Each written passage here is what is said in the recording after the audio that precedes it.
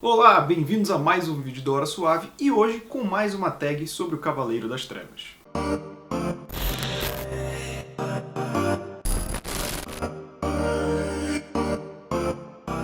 A gente foi desafiado pelo nosso amigo Fábio, lá do Caverna do Morcego. Na verdade, desafiou o Carlos, que faz vídeo aqui. Mas se depender do Carlos para fazer vídeo, sai daqui a 2 anos. Então eu me intrometi, vou fazer também aqui uma tagzinha, que é para falar da cronologia pessoal do Batman. O que é a cronologia pessoal? Bom, o Batman tem 80 anos, e tem reboot, tem crise, tem uma série de coisas.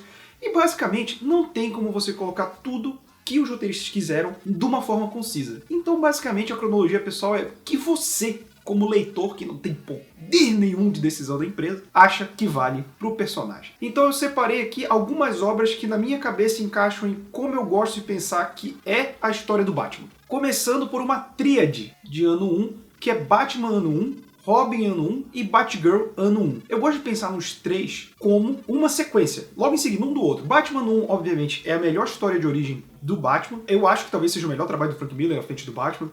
Assim, tá tudo casando muito bem. O roteiro do Frank Miller, a arte do Dave Mazzucchelli, ou Mazzucchelli, como diriam nossos amigos do Mansão Wayne e o Thiago do Comic Zone, aquele arrombado. E também é muito legal um Batman mais nos anos 80, digamos assim, uma origem nos anos 80, imaginar ele ali com seus 20 e poucos anos surgindo. E um pouco depois, você tem a origem do Robin. E o Robin ano 1 e o Batgirl ano 1, eles são muito parecidos, né? Se eu não me engano, são os mesmos escritores e o mesmo desenhista.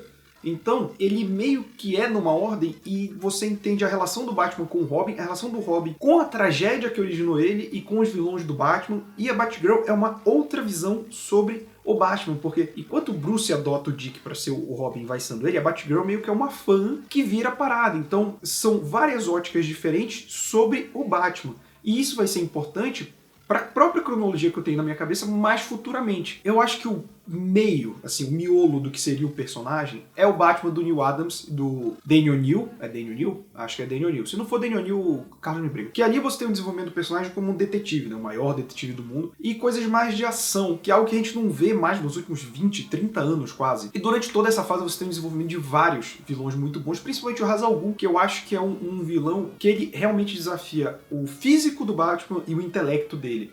Não é simplesmente uma oposição da loucura pro lado ruim, como é o Coringa, e o Batman sendo a loucura do lado bom. Eu acho que você usar ele como um personagem e expor as falhas dele e desafiar ele no nível mental e no nível físico é muito interessante. Eu acho que durante essa fase do Neil Adams e do Daniel O'Neil foi quando conseguiram fazer isso melhor, e por isso pra mim seria o desenvolvimento do personagem, do herói que viria a ser o que a gente conhece. Em seguida eu coloco a Liga da Justiça Internacional. Óbvio, eu tô falando disso sempre aqui, né? Já tem 1 milhão de vídeos sobre a Liga da Justiça Internacional, mas eu acho que o Batman se encaixa aí porque o Batman funciona na Liga da Justiça por ser o Batman, já ser o herói consagrado, já ser aquele herói que todo mundo considera o cara mais foda de todos. E isso foi graças à popularidade que ele conseguiu durante a fase anterior. Então, pra mim, ali meio que seria uma primeira experiência do Batman, tipo, olha, gente, esse é o Batman, ele está bem aqui, enquanto o Red Noise está bem aqui. E eu acho que isso funciona muito legal para a dinâmica da própria Liga Internacional e para o crescimento do personagem. Só que eu acho que isso chega num ponto que extrapola um pouco, que é a Liga do Morrison, que eu gosto muito, é minha segunda Liga da Justiça favorita, e que eu colocaria como o Batman já passando aquele ponto que aí extrapola para aquele... O Batman talvez esteja um pouco acima do que é aceitável para um ser humano normal, sabe? Então talvez ele tenha passado um pouco, mas o Morrison usa isso muito bem.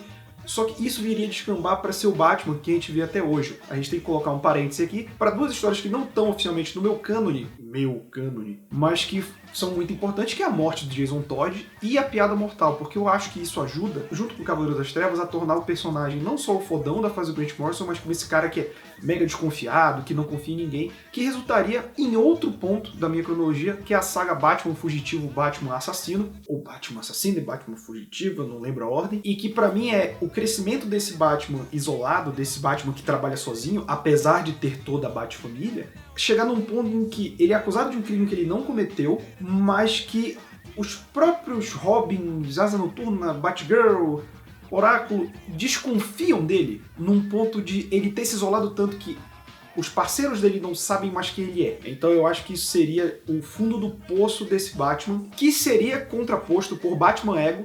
O Fábio, você que veio pelo canal do Fábio, ele já fala bastante desse quadrinho, e tem que ser falado mesmo. É um quadrinho do Darwin Cook muito bom, e que tem relação com a saga Fugitivo Assassino, em que o Batman é confrontado pela entidade Batman, né? Como se fosse um demônio pessoal dele. E eu acho que Ego é muito importante pro Batman entender que isso é necessário para ele ser o Batman, mas isso não define quem ele é.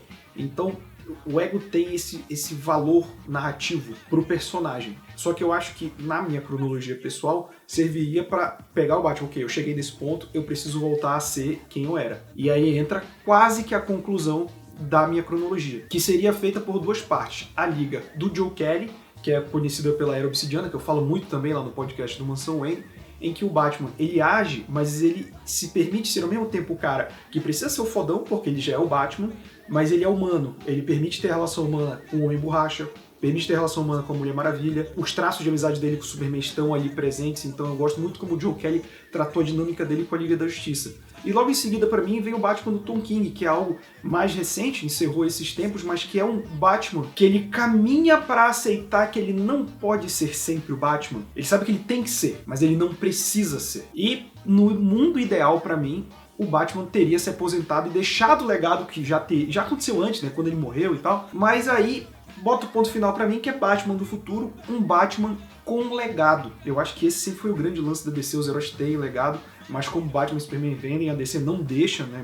Superman teve filho um dia desses, os caras deixaram o moleque desenvolver. Mas o Batman, pra mim, o Batman do futuro é esse exemplo. Só que o Batman do futuro, ele tem uma pitada mais que foi um Batman, daquela que eu falei do Grant Morrison, do Frank Miller de Cavaleiro das Trevas, se isolado de todo mundo, e aí teve que achar um novo herdeiro do manto, digamos assim. Então, pra mim, seria o contrário. Seria um Batman aposentado, mas que teria o Dick, por exemplo, com o Batman, que pra mim é o melhor Robin, que seguiria o manto, com certeza, deixar o Damian de Robin, não sei, o Damian vira o Asa Noturna mais pra frente, quando ficasse adulto. Então, eu acho que, na minha cronologia, o Batman se aposentaria, digamos assim, e deixaria o manto, pra ficar um Batman até mais oráculo, digamos assim. Porque, enfim, o Batman do futuro já tá bem velho. Eu acho que um Batman ali de meia idade, se aposentando, eu acho que ficaria bem mais legal. Essa foi a minha cronologia pessoal do Batman. Eu vou estender o convite, então, pro Vinícius, dos Dois Quadrinhos, ver se ele participa aí dessa tag com a gente e deixar aí o espaço pro Vicente, pro André e pro Carlos fazerem versões dele, porque cada um tem a sua visão pessoal. E aqui, o espaço do Hora Suave é tanto do Mansão Wayne quanto do Falei Mal. Então, não se esqueça de se inscrever, compartilhar com todos os seus amigos e até o próximo vídeo.